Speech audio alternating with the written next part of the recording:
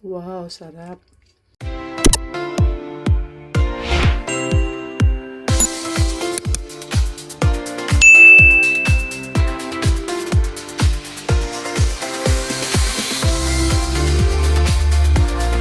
Hello guys, ayan nagpapakulo ako ng tubig para sa baw. Charot.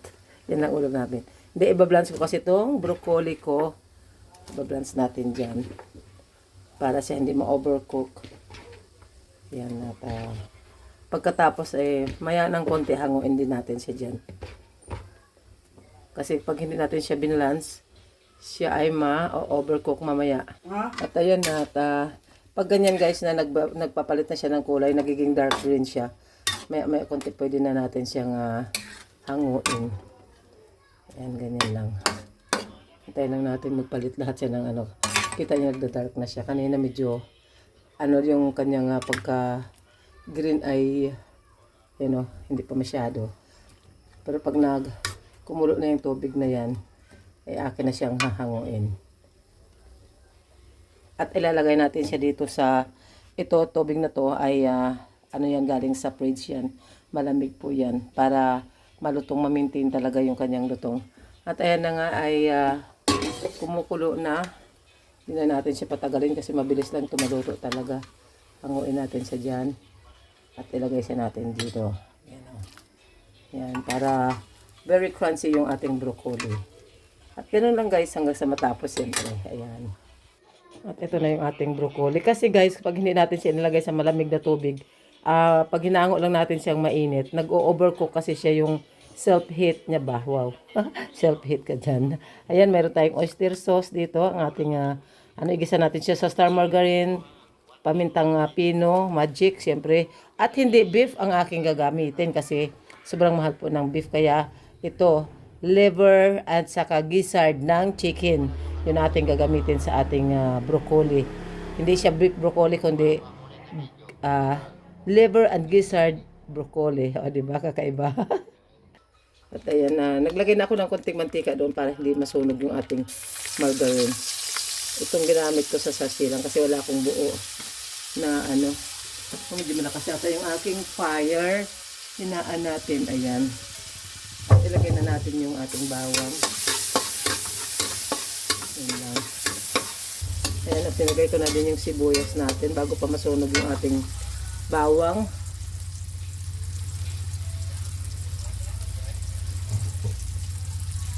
At unahin muna natin guys yung gizzard kasi may tubig.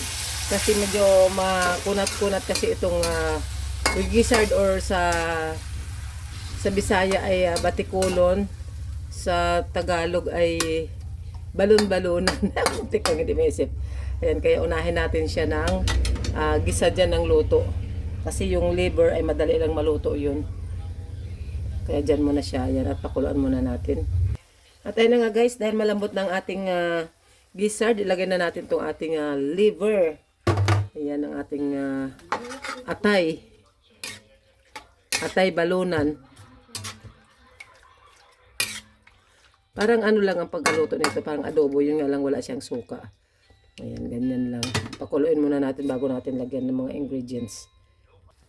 At ayun na guys, pwede na natin ilagay yung ating mga pampalasa. Ayan. At saka yung ating oyster, isang sasinong maliit na oyster aking ubusin ito dito. Ayan. Tapos meron tayong pork cubes. Chicken sana wala Pork lang ang available kaya pwede na yan. Hindi naman yan aangal.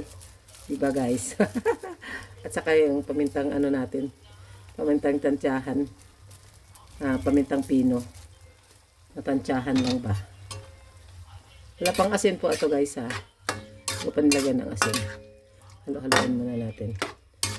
Yan at lagyan din natin ng kunting toyo. Kunti lang. Yun. Kasi wala na rin naman palang laman. Ayan, di ba guys? Kung ano lang yung meron sa kusina natin na available. At lagyan din natin ng kunti lang muna ng asin. Ngayon na natin timplahin. Pag luto na siya. At ayan na guys, yung ating atay balunan. Ang bango. Nakakatakam. Kasi yung star margarine, dagdag aroma ba.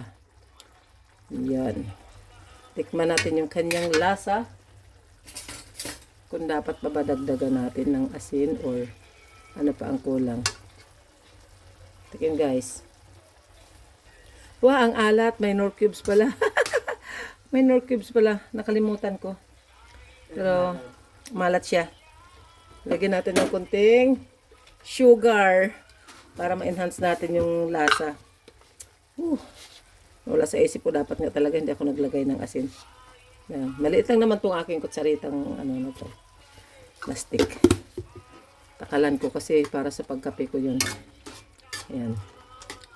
Tapos titikman natin mamaya ulit para maghahabol ako nito ng sabaw. Re-remedyohan muna natin.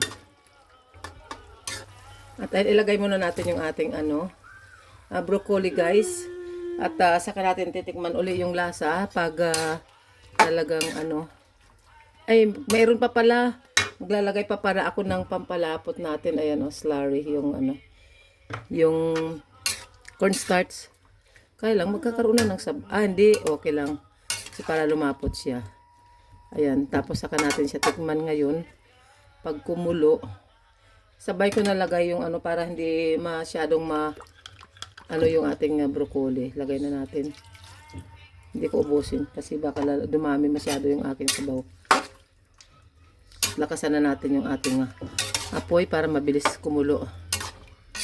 Importante lang naman dyan guys ay hindi natin siya tatakpan para hindi makulob yung ating broccoli at ma-maintain yung kanyang crunchiness mamaya. Ayan, lumalakad yung aking kawali kaya maurong nga. Ang konti. Diba guys? Dahil sa mahal ng beef, para-paraan na lang, diba? Mukhang masarap din naman. Di nakatikim ako nito sa isang kaibigan ko. Pwede rin pala sabi ko, hindi kailangan lagi beef pang i-partner natin sa broccoli. Diba? Para maging masarap. Yun kung may budget naman, walang problema. Kung kagaya lang natin kagaya ko lang na walang budget lagi. Kaya dito na lang tayo. Mura ang broccoli ngayon guys. Kaya naka-broccoli ako. Kasi kung mga December, nako po.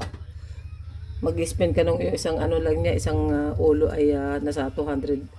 Kaya ngayon, 100. Nabili ko kanina doon sa Quiapo.